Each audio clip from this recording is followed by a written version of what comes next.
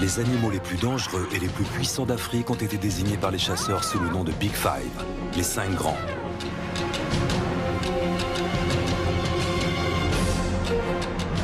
En Amérique du Sud, 5 espèces sont emblématiques de la faune sauvage.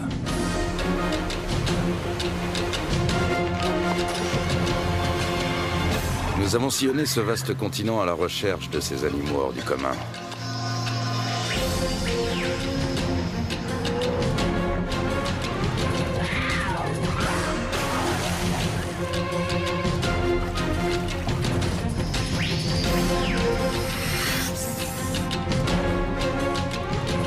Des guides expérimentés nous ont amenés jusqu'à eux pour mieux vous les faire découvrir.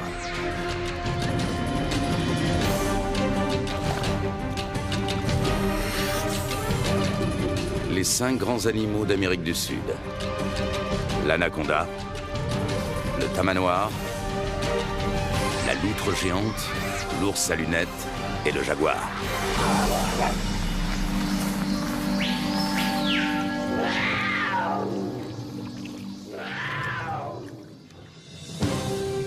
À l'époque où les safaris étaient synonymes de chasse pour quelques privilégiés, il fallait plusieurs semaines pour allier l'Amérique du Sud depuis l'Europe. Désormais, cela prend à peine une journée en avion. Direction le sud du Brésil, sur la piste d'un magnifique prédateur.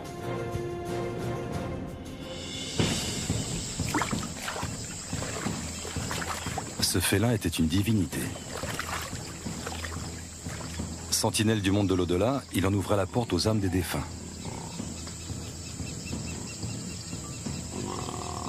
Dans de nombreuses civilisations d'Amérique du Sud, il était vénéré et craint à la fois.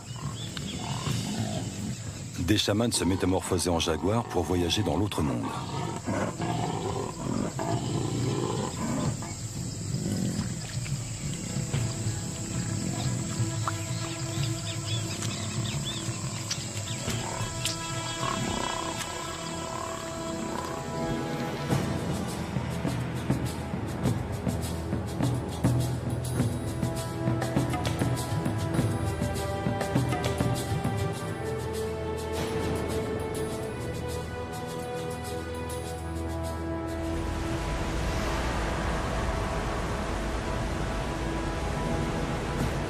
Garganta do Diablo, la gorge du diable. Les chutes d'Iguassou sont parmi les plus impressionnantes du monde. Il y a 200 millions d'années, un violent tremblement de terre provoqua la séparation de l'Afrique et de l'Amérique du Sud.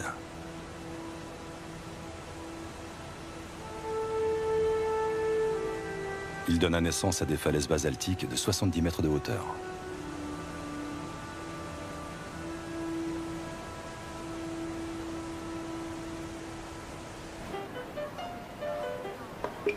Représentants originaux de la faune sud-américaine, les coatis font partie des rares animaux que les touristes ont le loisir d'observer.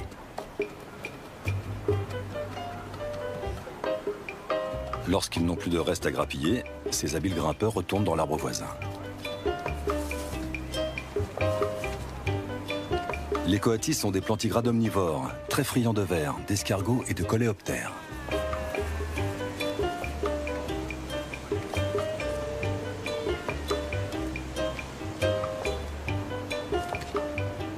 Mais leur recherche de nourriture ne se limite pas à la chasse aux insectes. Le contact avec les humains fait partie d'une stratégie bien rodée.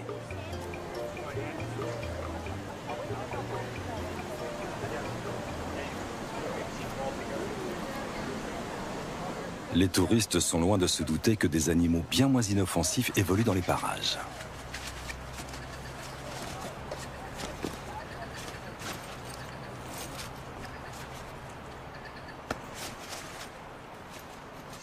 Des chercheurs du parc national sont logés à proximité des chutes d'Iguassou.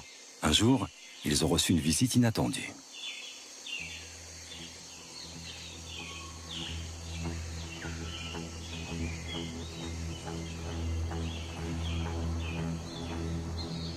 Depuis, les 2 jeunes jaguars sont coutumiers des lieux.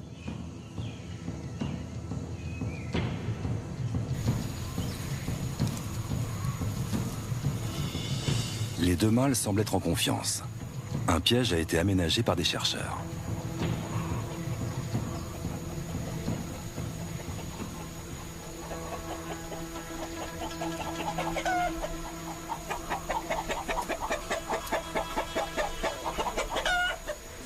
Malgré ce bel appât, les jaguars ne se jettent pas facilement dans la gueule du loup.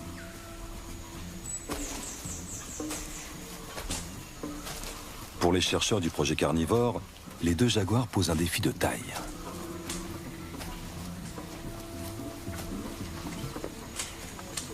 Depuis plus de 2 ans, l'équipe de Marina Ravie da Silva a installé des caméras pièges dans le parc national pour déterminer le nombre des jaguars et évaluer leur expansion. Pour l'instant, la priorité est de repérer les deux jaguars.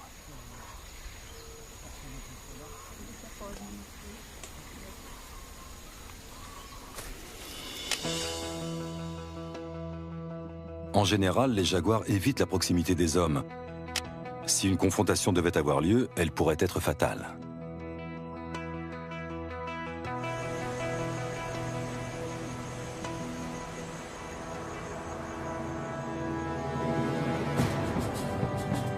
Les Indiens étaient déjà fascinés par les chutes d'Iguassou.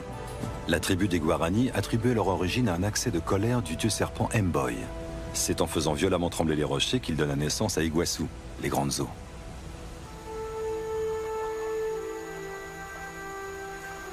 Ils avaient le plus grand respect pour le jaguar et le considéraient comme l'animal le plus féroce de la jungle. Il serait né de l'union d'un démon femelle avec son propre fils.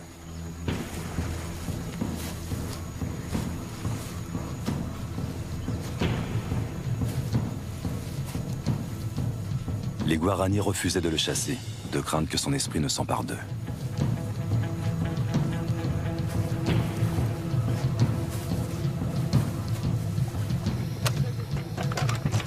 Quant à nous, nous nous efforcerons de le filmer dans son univers naturel, le jaguar étant l'un des 5 grands animaux d'Amérique du Sud.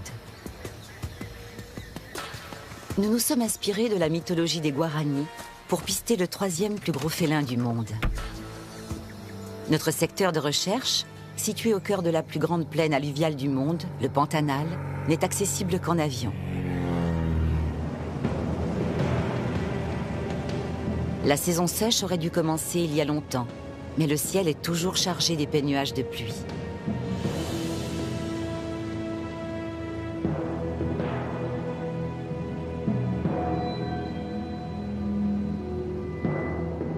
Les inondations vont contrecarrer notre projet et rendre difficile l'atterrissage.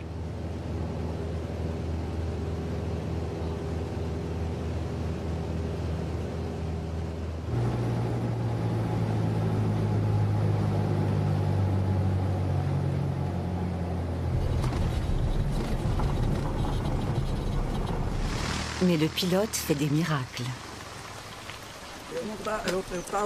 C'est Lucas Reutzinger qui nous accueille au sol.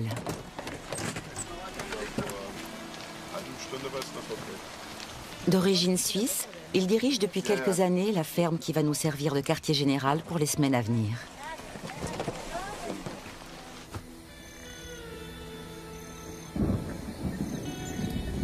Suite aux pluies diluviennes, Lucas et sa famille ont été entièrement coupés du monde durant 10 jours.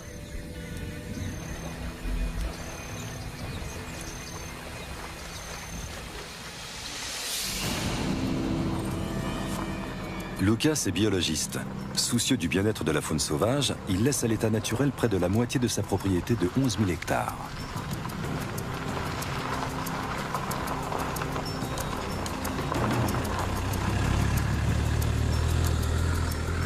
En raison de la biodiversité qu'elle accueille, cette partie inexploitée de la ferme a été reconnue comme réserve naturelle par l'État brésilien. Une quarantaine d'espèces de mammifères côtoient plus d'une dizaine d'espèces de reptiles. La vie faune est elle aussi exceptionnelle.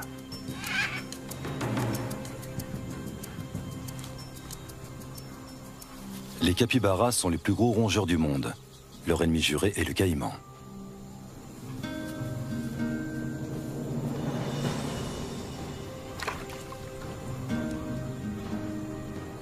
Plusieurs de ces espèces ont frôlé l'extinction, chassées pour leur peau ou leurs plumes, comme les haras hyacinthes.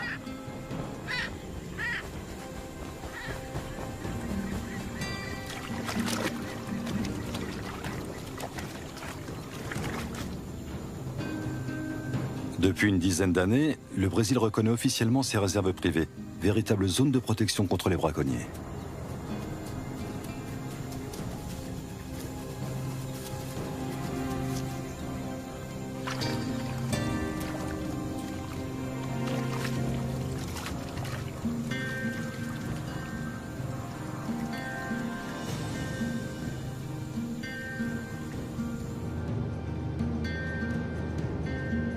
La ferme de Lucas Leutzinger est située au cœur du Pantanal, une mosaïque de forêts et de marais s'étendant sur plus de 200 000 km².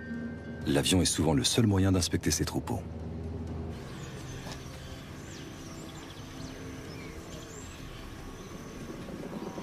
Ces vaches appartiennent à la famille des zébus et sont originaires d'Inde. Ce sont des animaux robustes et en grande partie autonomes, mais qui nécessitent une surveillance ponctuelle.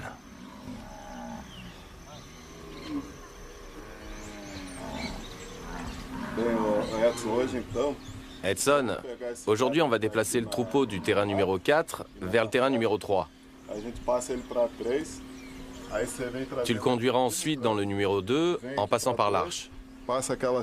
Pour le dernier tronçon, il faudra faire traverser le troupeau à la nage. Ça ira? Oui, T'es sûr? oui. C'est juste que Paolo nage comme un fer à repasser.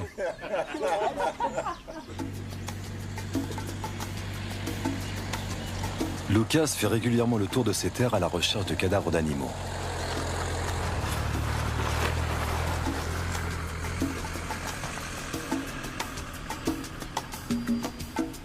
Un vol de vautours est un signe infaillible.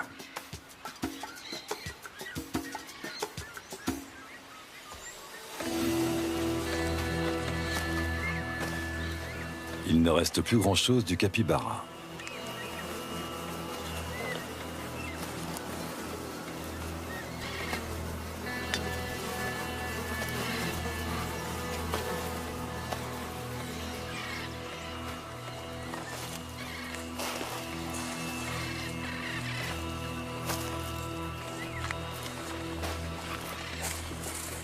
Une empreinte de patte indique que le capybara a été dévoré par un jaguar adulte.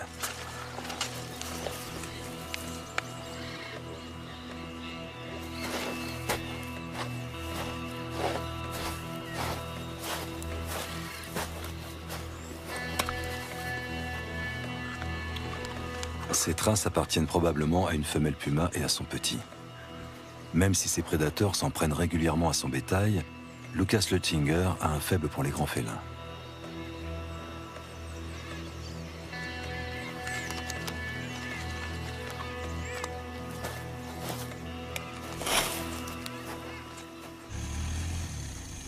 En novembre 2008, il a noué une relation très particulière avec l'un d'eux. À l'époque, il travaillait comme biologiste avec des spécialistes des jaguars. Il avait capturé une femelle et l'avait équipée d'un émetteur.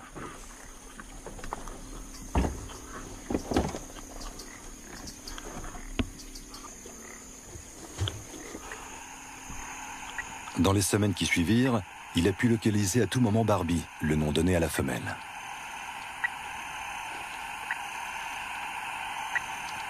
Barbie était pleine lors de sa capture.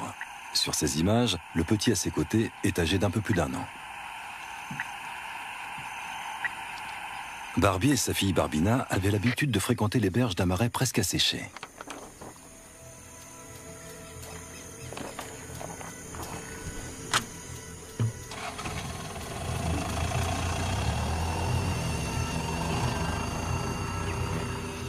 Au printemps 2010, le signal de l'émetteur resta fixe plusieurs jours. Lucas dut se rendre à l'évidence. Barbie était morte.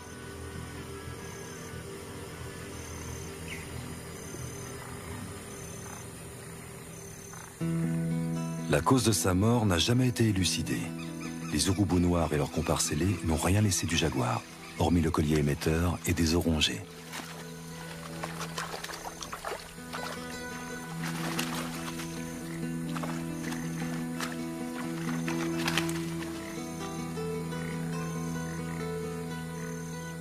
Mais qu'est-il advenu de sa fille? Si elle est encore en vie, où peut-elle bien se cacher?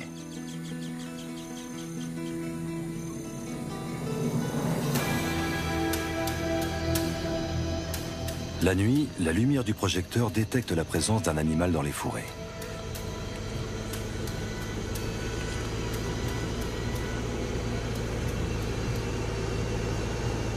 Lucas Leutzinger l'a traqué durant des semaines, presque toutes les nuits. Cette silhouette pourrait bien être celle d'un jeune jaguar.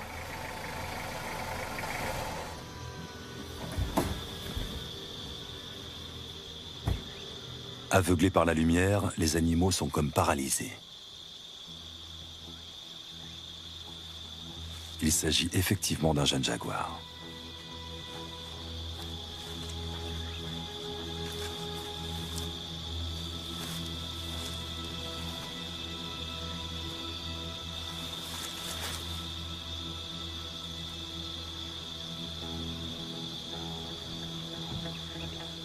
C'est bien Barbina qui le regarde droit dans les yeux.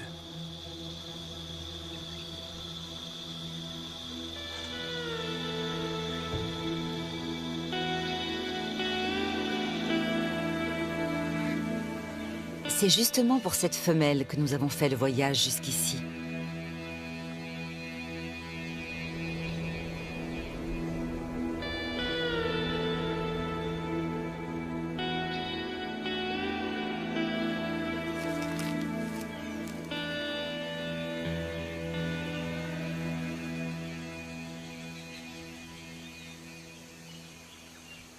Nous allons devoir traverser une vaste zone inondée, et ce n'est pas un mince obstacle.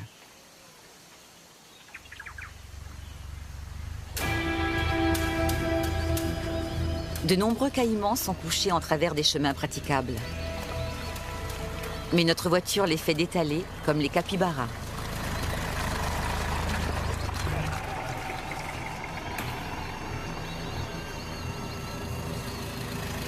Notre guide Fernando a l'habitude des pistes impraticables. Et pourtant...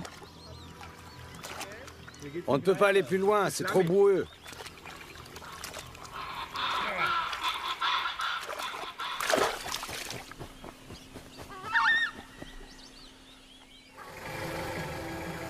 Et il n'y a pas d'autre route.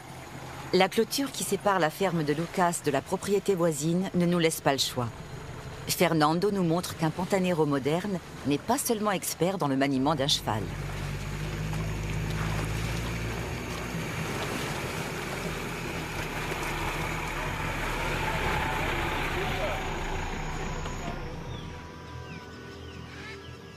Dans le Pantanal, les pumas sont beaucoup plus répandus que les jaguars, mais tout aussi difficiles à filmer tant ils sont farouches.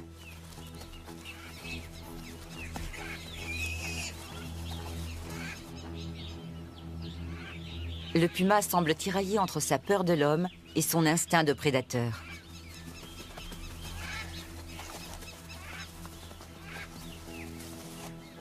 Finalement, il choisit de se mettre à couvert.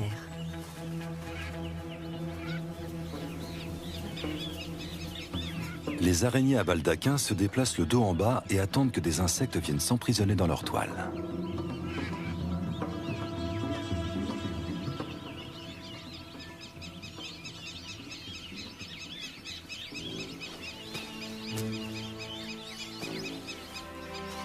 Les tamanoirs sont d'excellents nageurs.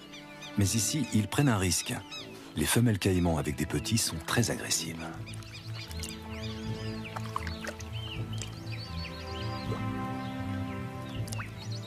Les petits caïmans sont à la merci des hérons, des cigognes, voire de leurs propres congénères.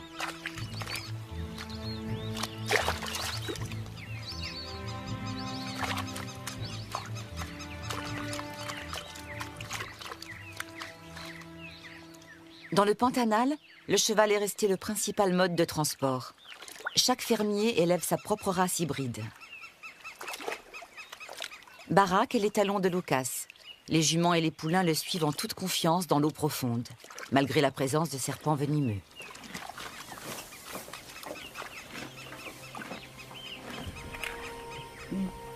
Face à un congénère, l'étalon serait devenu agressif, mais il semble bien disposé à notre égard.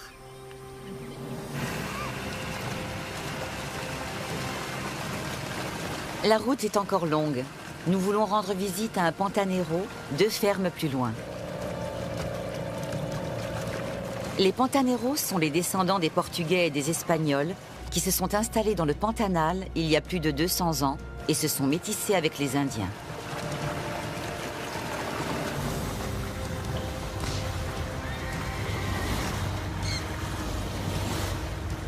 Lorsque la chasse aux jaguars et aux pumas était encore autorisée, chaque ferme ou presque avait parmi ses employés un pantanero, spécialement affecté à cette activité.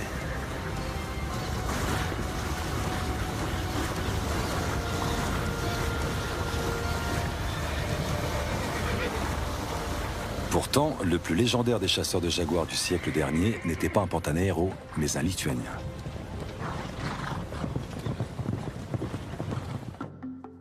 Sacha Zimmel a même fait filmer ses exploits. Il commençait par chercher la piste du félin avec des chiens. Un Pantanero lui avait appris à se servir d'une sagaie, un javelot de 2 mètres de long. En 1925, Sacha Zimmel tua son premier jaguar.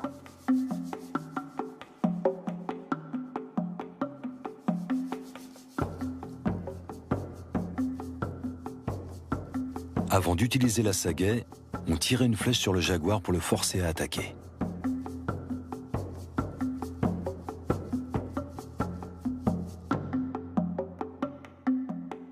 Blessé et cerné par une meute de chiens, le malheureux félin n'avait aucune chance. Sacha Zimmel en aurait tué plus d'une centaine.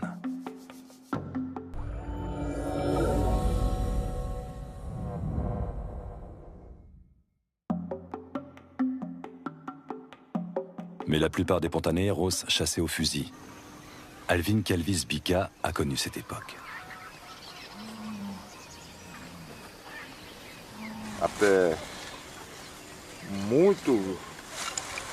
J'ai vu beaucoup de jaguars. J'en ai capturé 6 ou 7 et une dizaine de jeunes.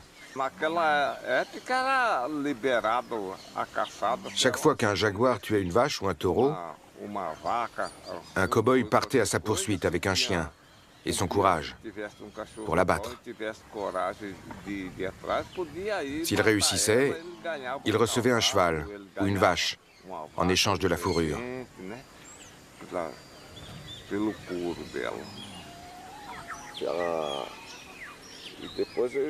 Et de retour chez lui, il faisait rôtir la chair du jaguar.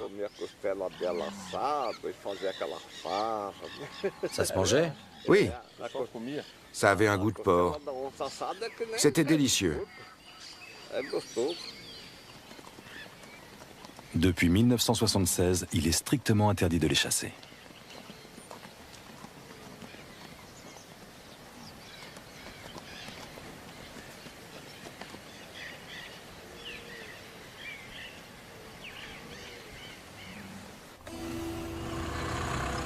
Fernando, tu m'entends?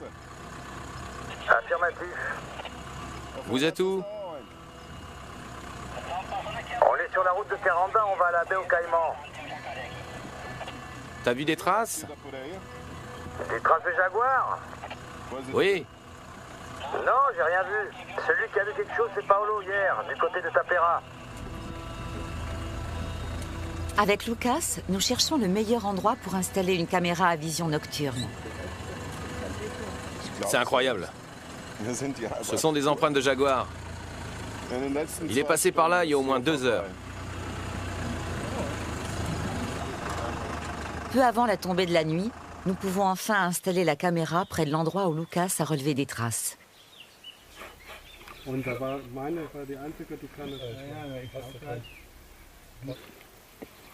Nous espérons obtenir des clichés de Barbina.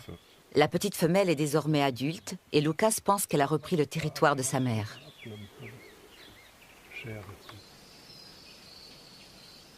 Nous ne pourrons régler le projecteur à infrarouge de la caméra qu'une fois l'obscurité complète. Comme chaque soir, nous sommes assaillis par les moustiques dès que le soleil disparaît derrière l'horizon. Caméra et projecteurs sont en place. Nous retournons à la ferme. Conduire de nuit à travers les îlots de jungle est une expérience troublante.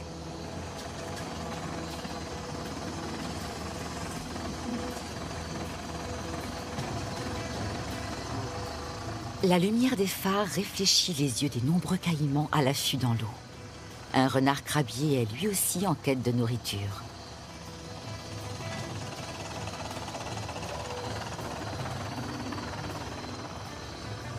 Une famille de capybaras a élu domicile à proximité de la ferme.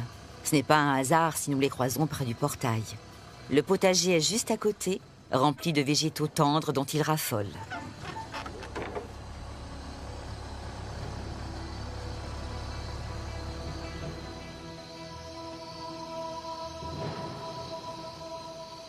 Pendant ce temps, notre caméra attire un curieux.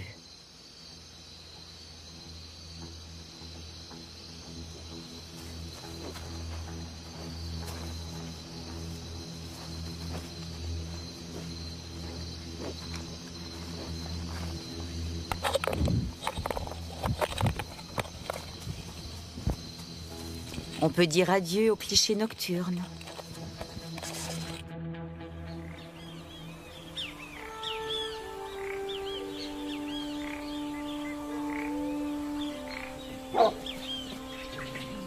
Dernier préparatif. Les chiens sont surexcités. Ils sentent déjà la piste qu'ils vont suivre.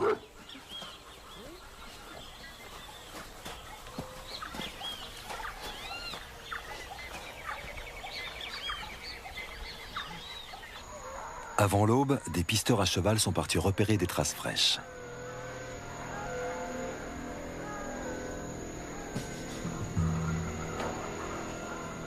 Objectif, capturer Barbina et l'équiper d'un collier émetteur. Mais ces traces s'arrêtent souvent au bord de l'eau.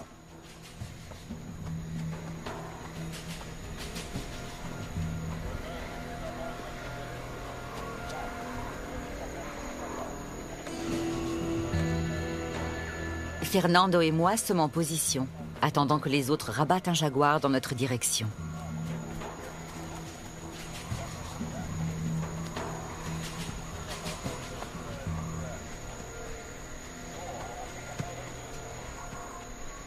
Fernando a déjà participé à plusieurs battues, mais elles n'ont débouché qu'une seule fois sur une capture, celle de Barbie. On fait intervenir les chiens une dernière fois.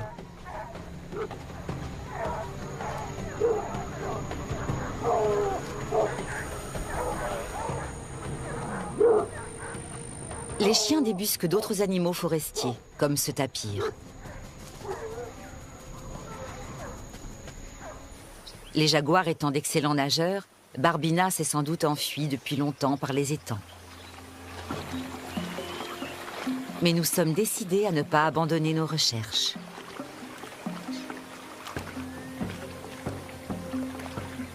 Nous avons la chance inouïe d'observer un deuxième tapir du Brésil.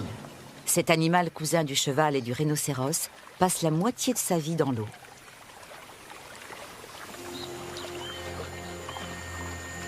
Les chevaux de Lucas sont habitués à marcher dans l'eau profonde. Sur leur dos, nous ne craignons personne, pas même un caïman. D'ailleurs, les bêtes les plus dangereuses sont les serpents.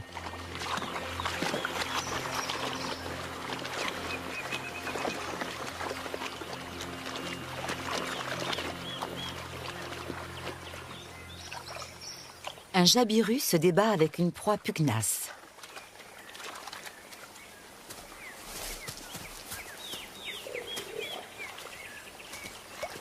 Ce que nous avions d'abord pris pour un serpent est une anguille.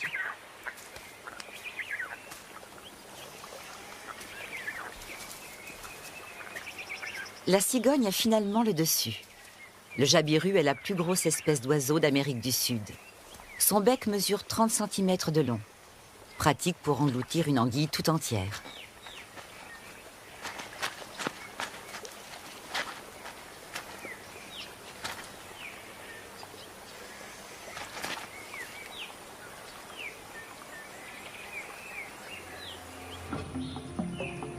Les jaguars fréquentent parfois les parties asséchées des berges du Rio Negro. D'ordinaire, ce canal est un chemin. Cela prendra un certain temps avant qu'il ne soit de nouveau praticable.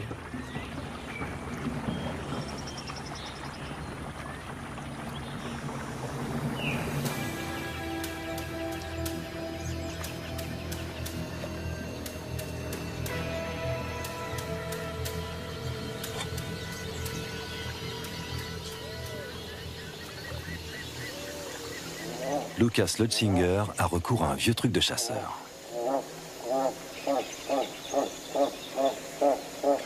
Il s'assoit dans le bateau, car l'opération n'est pas sans risque.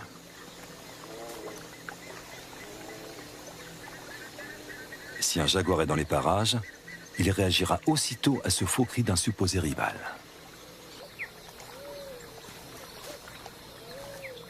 Le Nandou ne panique pas. Il ne peut se fier qu'à ses yeux et à sa vélocité.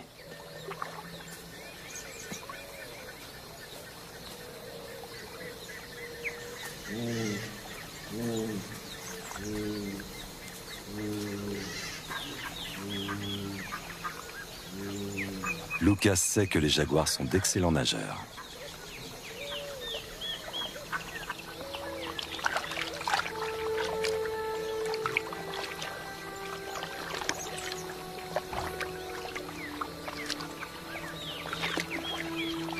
La majorité des animaux du Pantanal sont parfaitement adaptés à la vie dans les zones inondées.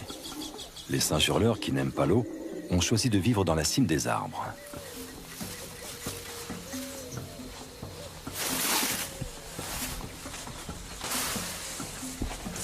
Si nous voulons trouver des traces, il faut se concentrer sur les îlots de forêt au sec, où Lucas Leusinger a installé des caméras pièges. Cet appareil a déjà pris des photos de Barbina.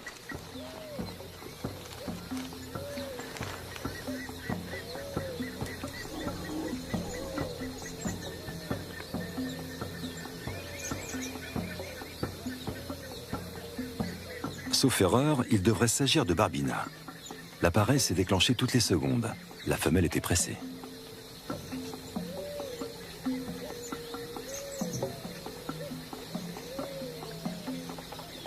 Nous allons peut-être savoir si Barbina est retournée dans son ancien territoire. Lucas l'espère, sinon cela voudrait dire qu'il aura été occupé par une autre femelle.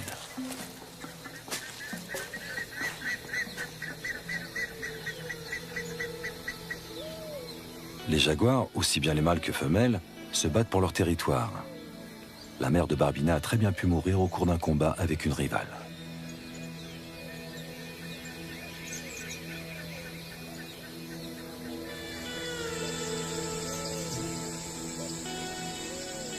Nous admirons une dernière fois le magnifique ciel étoilé du sud du Pantanal.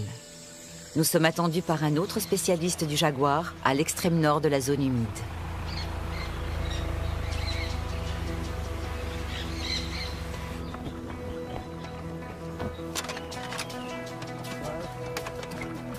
Nous passerons les prochains jours sur un bateau qui nous conduira jusqu'au secteur de recherche de Douglas Trent.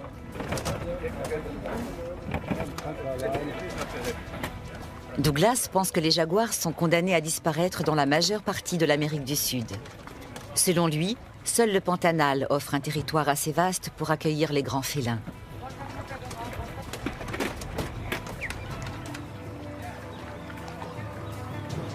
Au début de notre périple, le capitaine raconte à Douglas une histoire qui résonne comme une mise en garde. J'avais vu un jaguar 2 jours plus tôt. Et j'avais dit aux pêcheurs de ne pas dormir dans leur tente. Ils sont quand même allés pêcher. Ça s'est passé à 6 heures du soir. Lequel des deux l'a attaqué? Tous les deux. Le premier lui a arraché une jambe, puis le deuxième jaguar est arrivé tout de suite après et lui a sauté à la gorge. Je le connaissais, c'était un type très bien. La mésaventure du neveu du capitaine remonte à quelques années. Il avait passé la nuit avec son père et d'autres pêcheurs dans la jungle. Lorsqu'il est sorti de sa tente, en pleine nuit, un couple de jaguars l'a attaqué et l'a traîné dans la forêt sur 80 mètres. Son père n'a rien pu faire pour le sauver.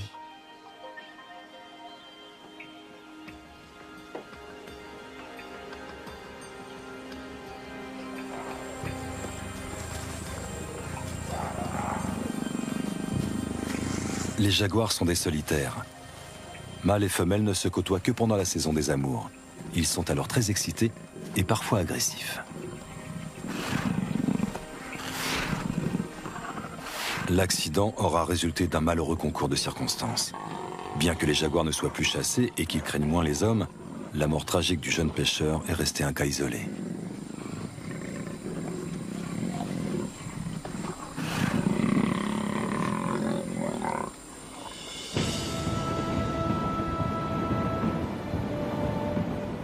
Nous avons voyagé toute la nuit sur le Rio Paraguay, en direction du sud. La zone est interdite à la pêche, le temps de reconstituer les stocks de poissons qui ont chuté de façon drastique.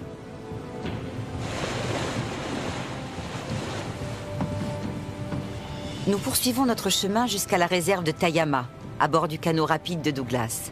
Seul le hors-bord à fond plat nous permettra d'explorer les ramifications d'un bras du Rio Paraguay.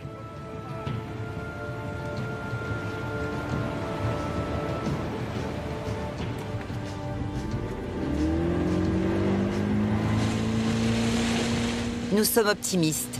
Douglas a recensé 39 jaguars dans la réserve. Malgré cette densité inhabituelle, l'observation de jaguars en liberté reste très aléatoire.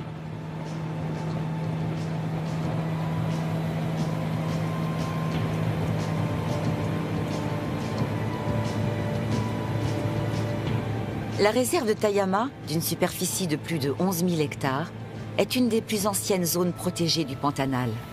Selon Douglas, elle ferait office de territoire de transit. C'est ce qui expliquerait le grand nombre de jaguars.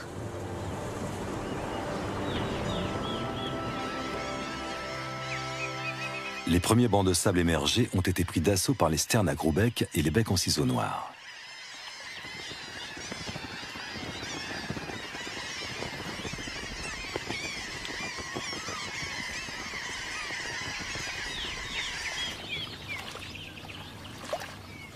Les feuilles des nénuphars géants peuvent atteindre plus d'1 mètre de diamètre. Les fleurs ne s'ouvrent que durant 2 nuits consécutives. La journée, elles restent fermées.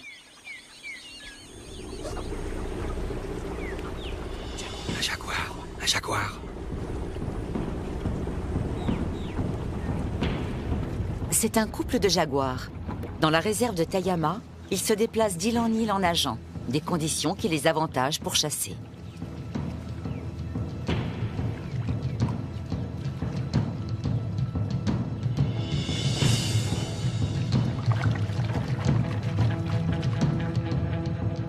Leur proie de prédilection, caïman et capybara. Un jaguar du Pantanal peut peser jusqu'à 150 kg. Seuls les lions et les tigres sont plus gros. Les capybaras sont sur leur garde. Une sentinelle surveille constamment les alentours. Un jaguar en maraude est aussitôt repéré.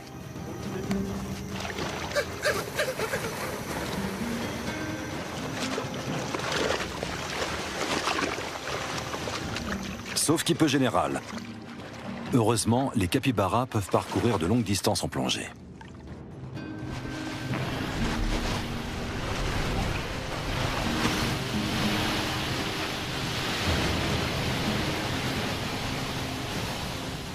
Et un jaguar n'est pas équipé pour tuer sous l'eau.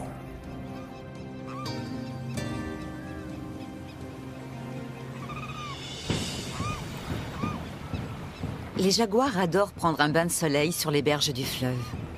Douglas connaît quelques-uns de leurs coins favoris.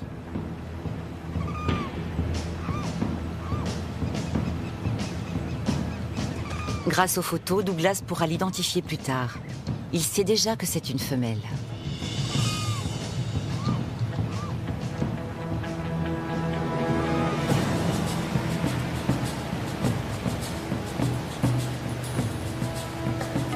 Chaque soir, nous remontons à bord du bateau à un endroit différent. Car pour faire le tour de la réserve de Tayama, notre capitaine voyage jusque tard dans la nuit.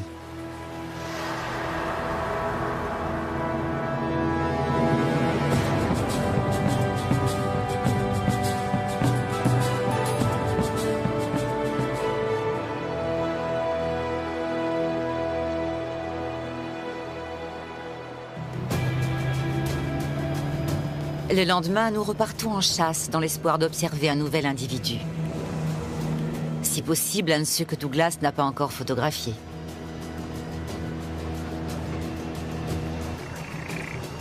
La présence d'un clan de capybaras est de bon augure. Les jaguars ne sont jamais bien loin. Le fauve ne nous a pas encore vus.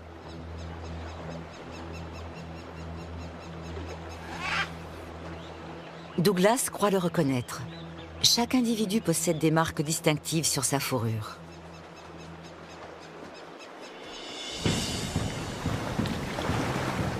Nous décidons d'accoster pour suivre le jaguar.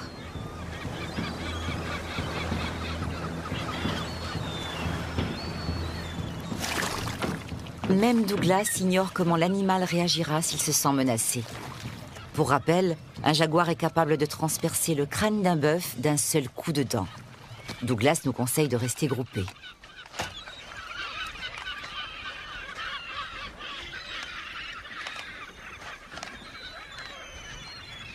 Douglas l'aperçoit le premier. Le jaguar semble nous avoir repérés, mais reste étrangement serein.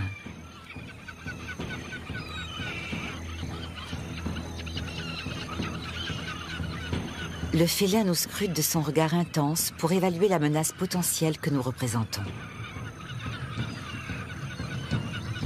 Et là, surprise.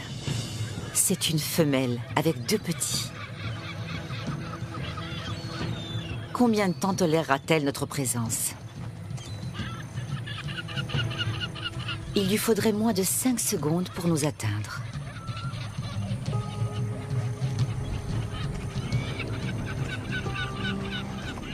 Mais nous retiendrons seulement le sentiment de bonheur intense d'avoir pu approcher d'aussi près ces magnifiques félins.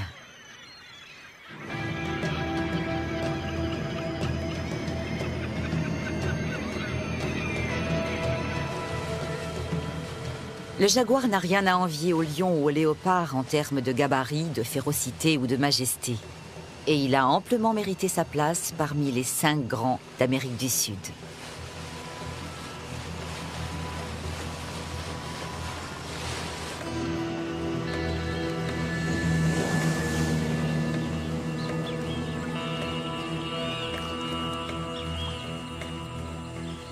Puissant, redouté, solitaire et invincible, des attributs qui en ont fait le roi de la jungle sud-américaine.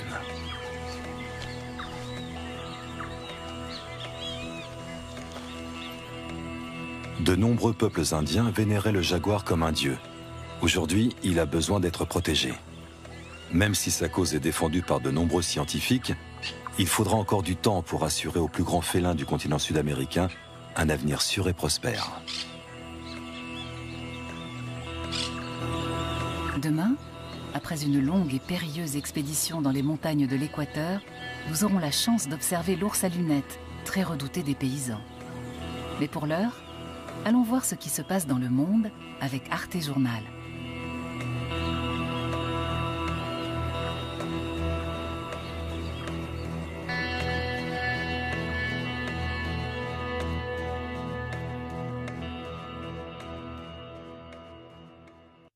Suivez le flux.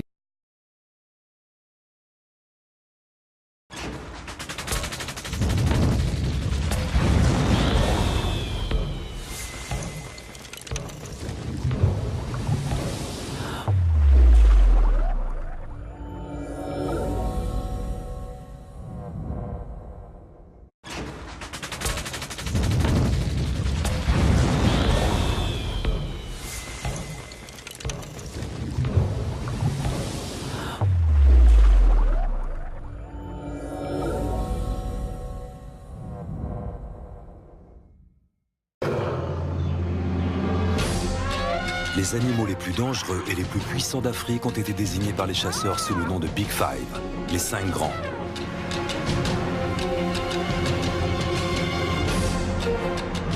En Amérique du Sud, 5 espèces sont emblématiques de la faune sauvage.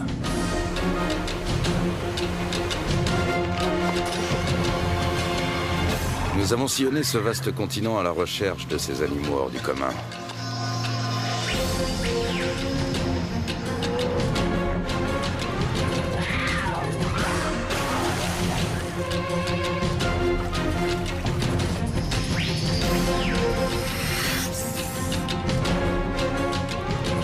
Des guides expérimentés nous sont amenés jusqu'à eux pour mieux vous les faire découvrir.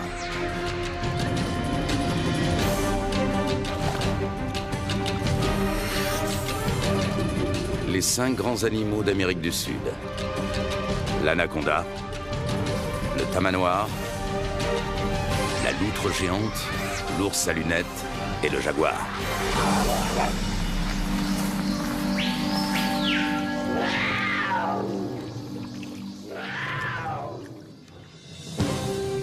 À l'époque où les safaris étaient synonymes de chasse pour quelques privilégiés, il fallait plusieurs semaines pour allier l'Amérique du Sud depuis l'Europe.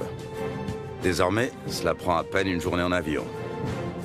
Direction le sud du Brésil sur la piste d'un magnifique prédateur.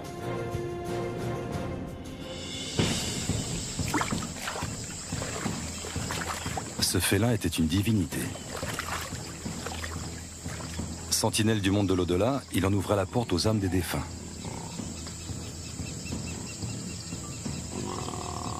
Dans de nombreuses civilisations d'Amérique du Sud, il était vénéré et craint à la fois. Des chamans se métamorphosaient en jaguar pour voyager dans l'autre monde.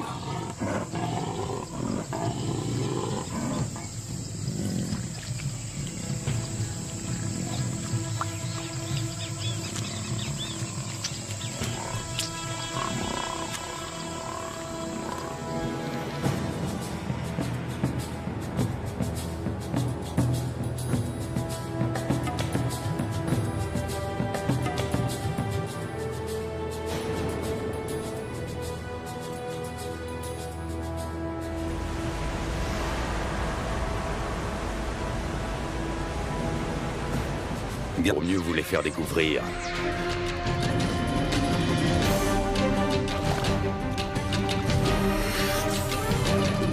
Les 5 grands animaux d'Amérique du Sud.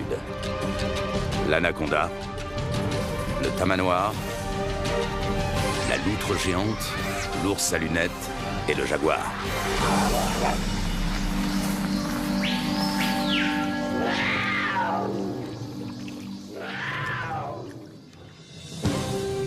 À l'époque où les safaris étaient synonymes de chasse pour quelques privilégiés, il fallait plusieurs semaines pour allier l'Amérique du Sud depuis l'Europe. Désormais, cela prend à peine une journée en avion. Direction le sud du Brésil sur la piste d'un magnifique prédateur.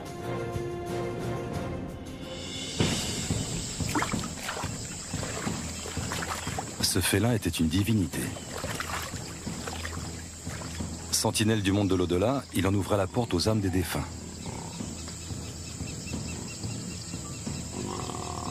Dans de nombreuses civilisations d'Amérique du Sud, il était vénéré et craint à la fois. Des chamans se métamorphosaient en jaguar pour voyager dans l'autre monde.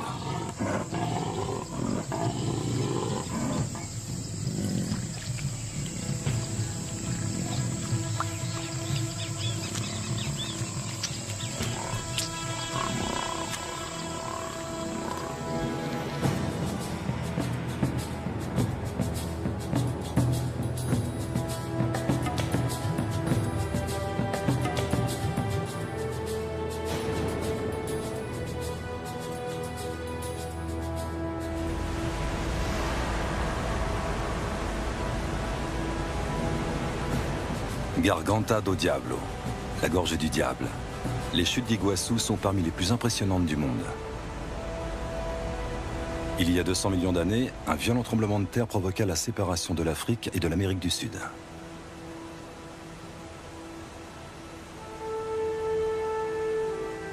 Il donna naissance à des falaises basaltiques de 70 mètres de hauteur.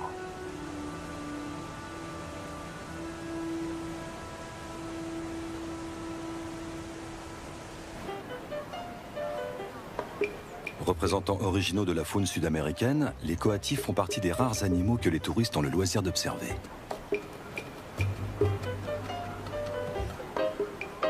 Lorsqu'ils n'ont plus de reste à grappiller, ces habiles grimpeurs retournent dans l'arbre voisin.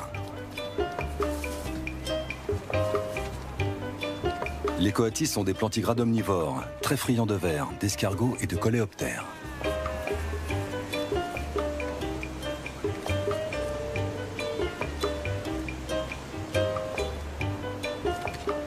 Sur sa fourrure.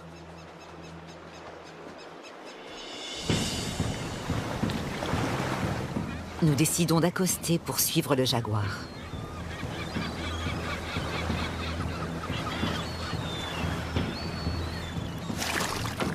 Même Douglas ignore comment l'animal réagira s'il se sent menacé. Pour rappel, un jaguar est capable de transpercer le crâne d'un bœuf d'un seul coup de dent. Douglas nous conseille de rester groupés.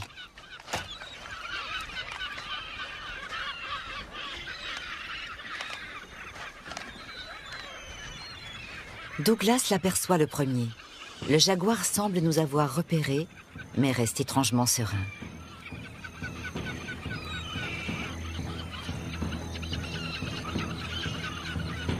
Le félin nous scrute de son regard intense pour évaluer la menace potentielle que nous représentons. Et là, surprise.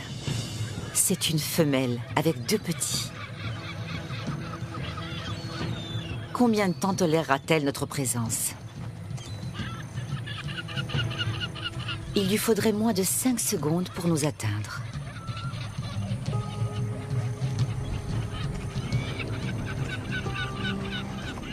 Mais nous retiendrons seulement le sentiment de bonheur intense d'avoir pu approcher d'aussi près ces magnifiques félins.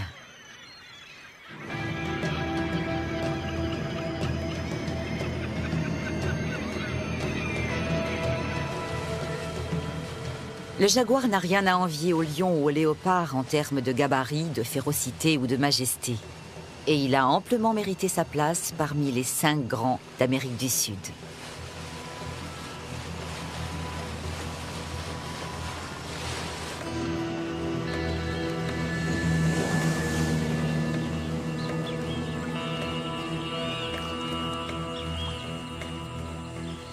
Puissant, redouté, solitaire et invincible, des attributs qui en ont fait le roi de la jungle sud-américaine.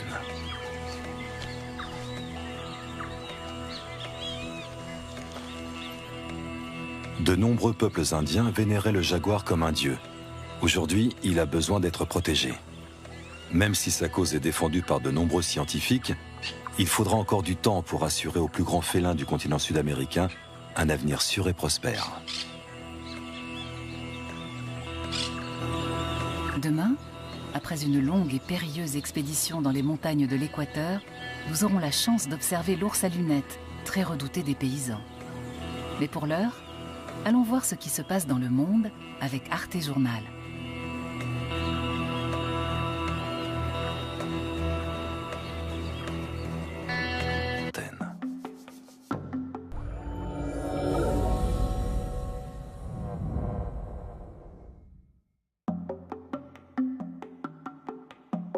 Mais la plupart des Pontaneros chassaient au fusil. Alvin Calvis Bica a connu cette époque.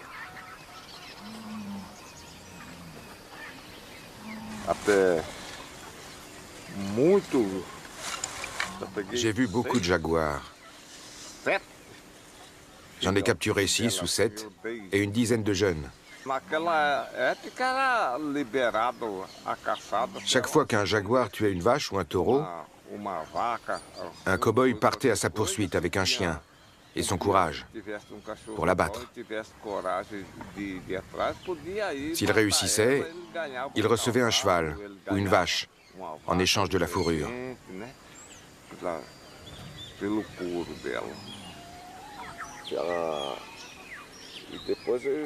Et de retour chez lui, il faisait rôtir la chair du jaguar.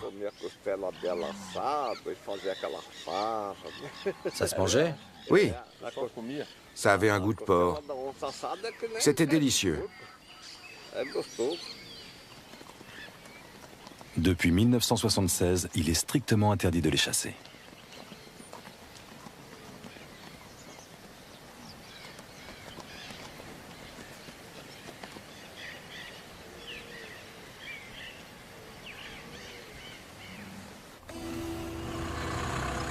Fernando, tu m'entends? Affirmatif. Vous êtes où? On est sur la route de Caranda, on va à la baie aux Caïmans. T'as vu des traces? Des traces de jaguar? Oui. Non, j'ai rien vu. Celui qui a vu quelque chose, c'est Paolo hier, du côté de Tapera. Avec Lucas, nous cherchons le meilleur endroit pour installer une caméra à vision nocturne. C'est incroyable. Ce sont des empreintes de jaguar. Il est passé par là il y a au moins 2 heures. Peu avant la tombée de la nuit, nous pouvons enfin installer la caméra près de l'endroit où Lucas a relevé des traces.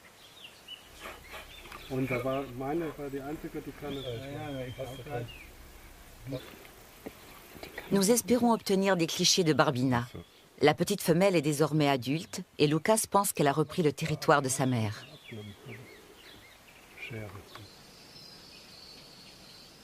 Nous ne pourrons régler le projecteur à infrarouge de la caméra qu'une fois l'obscurité complète.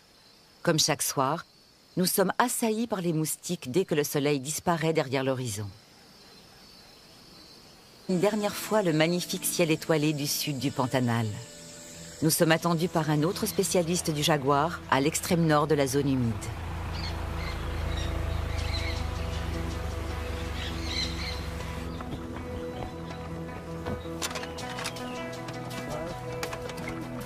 Nous passerons les prochains jours sur un bateau qui nous conduira jusqu'au secteur de recherche de Douglas Trent.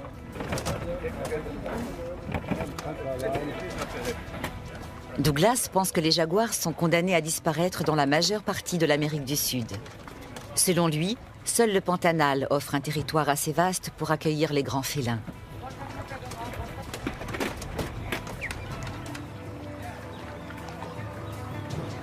Au début de notre périple, le capitaine raconte à Douglas une histoire qui résonne comme une mise en garde. J'avais vu un jaguar 2 jours plus tôt. Et j'avais dit aux pêcheurs de ne pas dormir dans leur tente. Ils sont quand même allés pêcher. Ça s'est passé à 6 heures du soir. Lequel des deux l'a attaqué? Tous les deux. Le premier lui a arraché une jambe, puis le deuxième jaguar est arrivé tout de suite après et lui a sauté à la gorge. Je le connaissais, c'était un type très bien. La mésaventure du neveu du capitaine remonte à quelques années. Il avait passé la nuit avec son père et d'autres pêcheurs dans la jungle. Lorsqu'il est sorti de sa tente, en pleine nuit, un couple de jaguars l'a attaqué et l'a traîné dans la forêt sur 80 mètres. Son père n'a rien pu faire pour le sauver.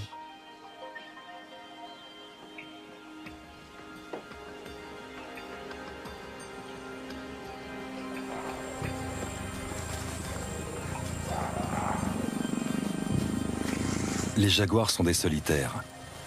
Mâles et femelles ne se côtoient que pendant la saison des amours. Ils sont alors très excités et parfois agressifs.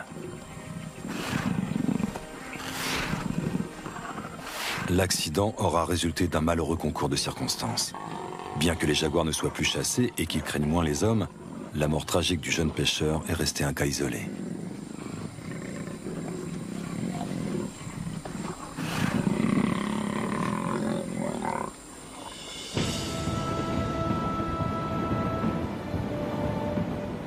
Nous avons voyagé toute la nuit sur le Rio Paraguay, en direction du sud.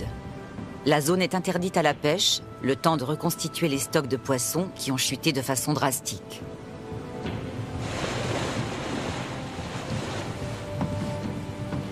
Nous poursuivons notre chemin jusqu'à la réserve de Tayama, à bord du canot rapide de Douglas. Seul le hors-bord à fond plat nous permettra d'explorer les ramifications d'un bras du Rio Paraguay. Un démon femelle avec son propre fils.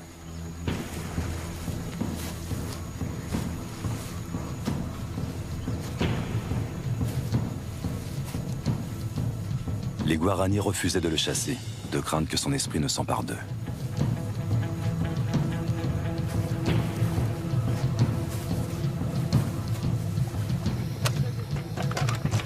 Quant à nous, nous nous efforcerons de le filmer dans son univers naturel, le jaguar étant l'un des 5 grands animaux d'Amérique du Sud.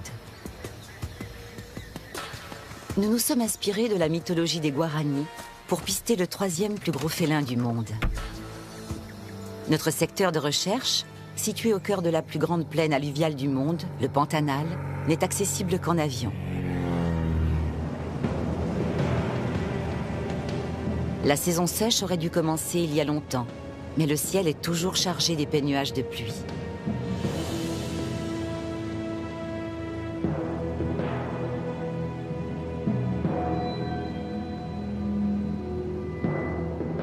Les inondations vont contrecarrer notre projet et rendre difficile l'atterrissage.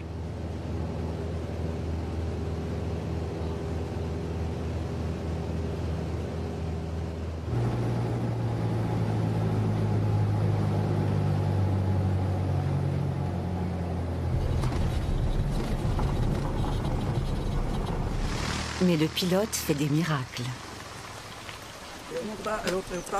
C'est Lucas Leutzinger qui nous accueille au sol.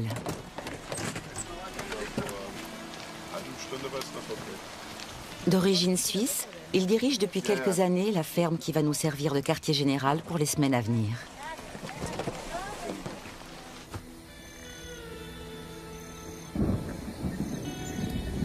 Suite aux pluies diluviennes, Lucas et sa famille ont été entièrement coupés du monde durant 10 jours.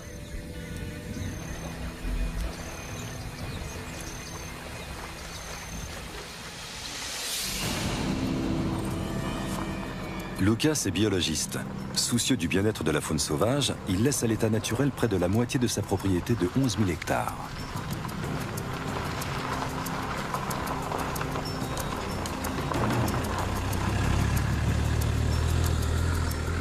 En raison de la biodiversité qu'elle accueille, cette partie inexploitée de la ferme a été reconnue comme réserve naturelle par l'État brésilien. Une quarantaine d'espèces de mammifères côtoient plus d'une dizaine d'espèces de reptiles. La vie faune est elle aussi exceptionnelle.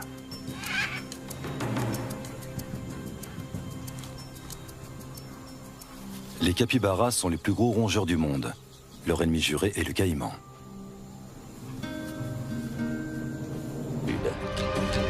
L'anaconda, le tamanoir, la loutre géante, l'ours à lunettes et le jaguar.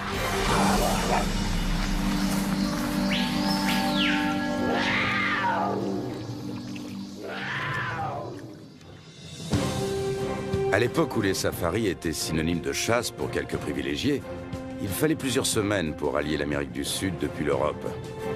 Désormais, cela prend à peine une journée en avion. Direction le sud du Brésil, sur la piste d'un magnifique prédateur.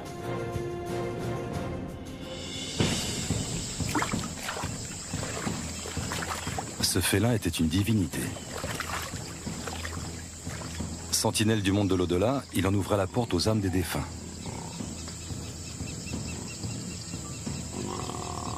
Dans de nombreuses civilisations d'Amérique du Sud, il était vénéré et craint à la fois. Des chamans se métamorphosaient en jaguar pour voyager dans l'autre monde.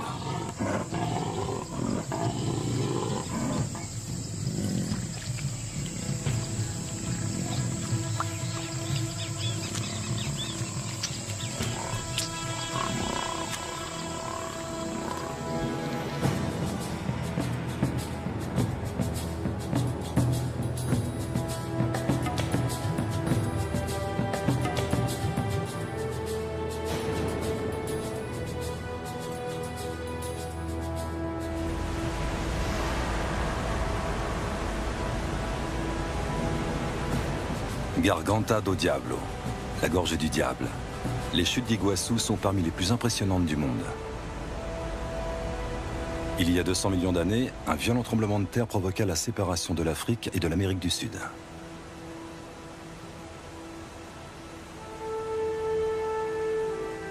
Il donna naissance à des falaises basaltiques de 70 mètres de hauteur.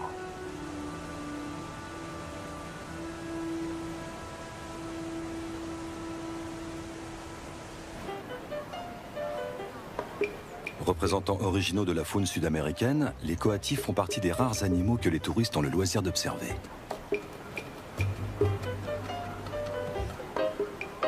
Lorsqu'ils n'ont plus de reste à grappiller, ces habiles grimpeurs retournent dans l'arbre voisin. Les coatis sont des plantigrades omnivores, très friands de vers, d'escargots et de coléoptères.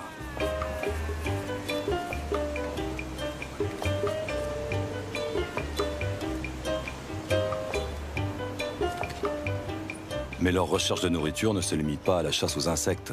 Le contact avec les humains fait partie d'une stratégie bien rodée.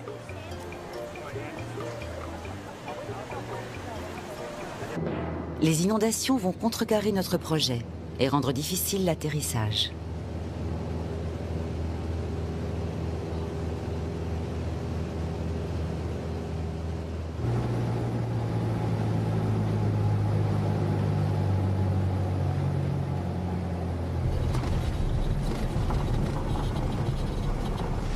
Mais le pilote fait des miracles. C'est Lucas Reutzinger qui nous accueille au sol.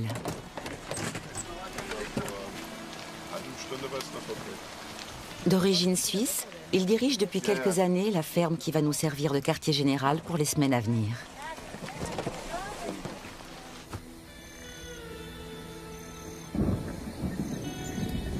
Suite aux pluies diluviennes, Lucas et sa famille ont été entièrement coupés du monde durant 10 jours.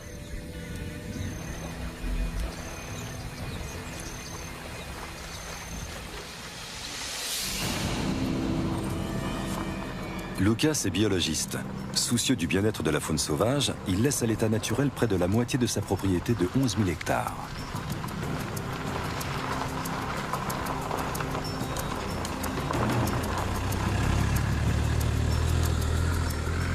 raison de la biodiversité qu'elle accueille, cette partie inexploitée de la ferme a été reconnue comme réserve naturelle par l'État brésilien. Une quarantaine d'espèces de mammifères côtoient plus d'une dizaine d'espèces de reptiles. La vie faune est elle aussi exceptionnelle.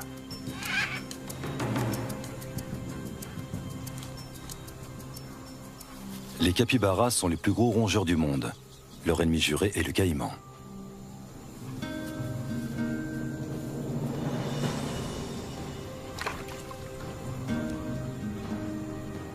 Plusieurs de ces espèces ont frôlé l'extinction, chassées pour leur peau ou leurs plumes, comme les haras hyacinthes.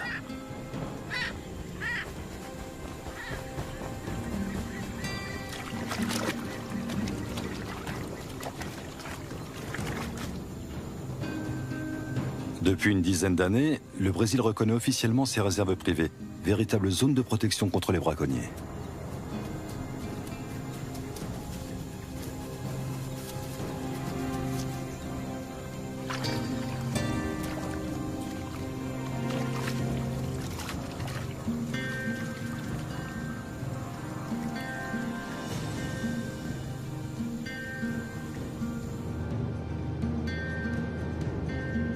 La ferme de Lucas Leutzinger est située au cœur du Pantanal, une mosaïque de forêts et de marais s'étendant sur plus de 200 000 km². L'avion est souvent le seul moyen d'inspecter ces troupeaux.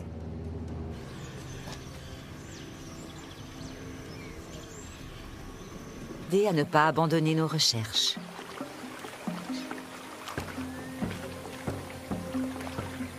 Nous avons la chance inouïe d'observer un deuxième tapir du Brésil. Cet animal cousin du cheval et du rhinocéros passe la moitié de sa vie dans l'eau.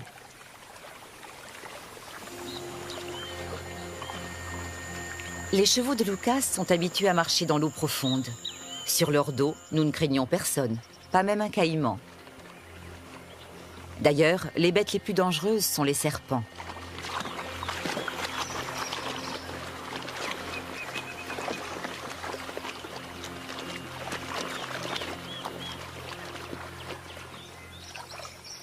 Un jabiru se débat avec une proie pugnace.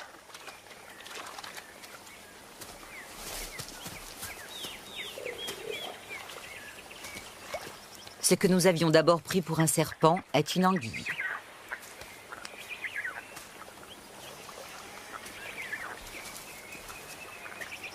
La cigogne a finalement le dessus. Le jabiru est la plus grosse espèce d'oiseau d'Amérique du Sud. Son bec mesure 30 cm de long. Pratique pour engloutir une anguille tout entière.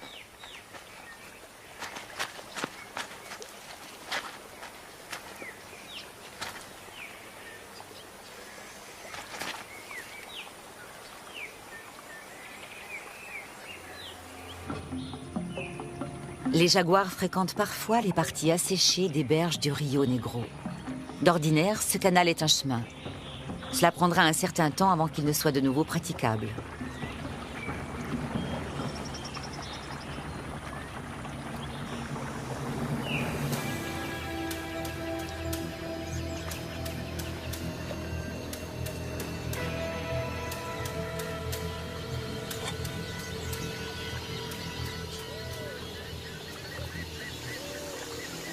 Lucas Leutzinger a recours à un vieux truc de chasseur.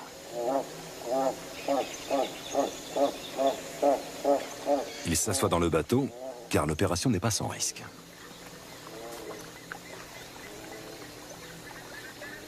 Si un jaguar est dans les parages, il réagira aussitôt à ce faux cri d'un supposé rival.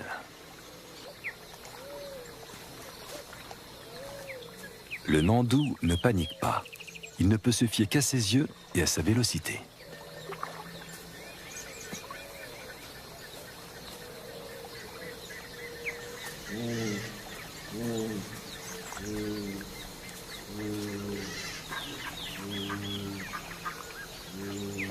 Lucas sait que les jaguars sont d'excellents nageurs.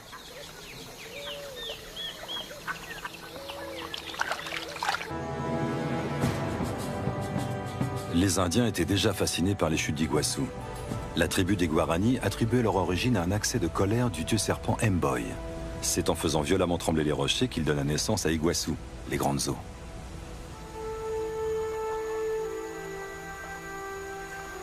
Ils avaient le plus grand respect pour le jaguar et le considéraient comme l'animal le plus féroce de la jungle. Il serait né de l'union d'un démon femelle avec son propre fils.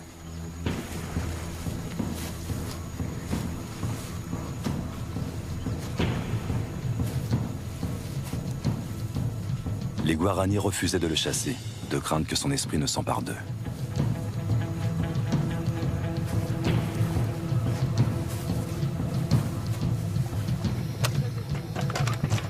Quant à nous, nous nous efforcerons de le filmer dans son univers naturel, le jaguar étant l'un des 5 grands animaux d'Amérique du Sud. Nous nous sommes inspirés de la mythologie des Guaranis pour pister le 3e plus gros félin du monde. Notre secteur de recherche, situé au cœur de la plus grande plaine alluviale du monde, le Pantanal, n'est accessible qu'en avion. La saison sèche aurait dû commencer il y a longtemps, mais le ciel est toujours chargé d'épais nuages de pluie.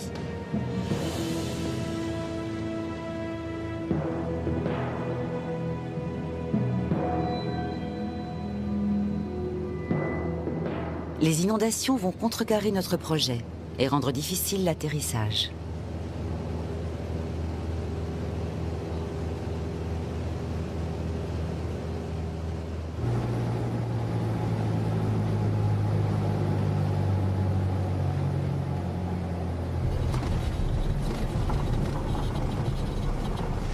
Mais le pilote fait des miracles.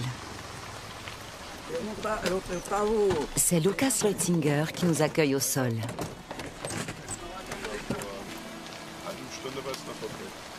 D'origine suisse, il dirige depuis quelques années la ferme qui va nous servir de quartier général pour les semaines à venir.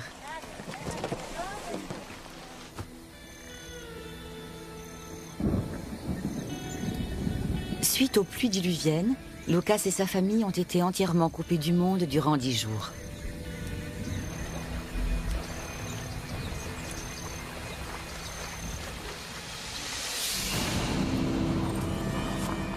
Lucas est biologiste.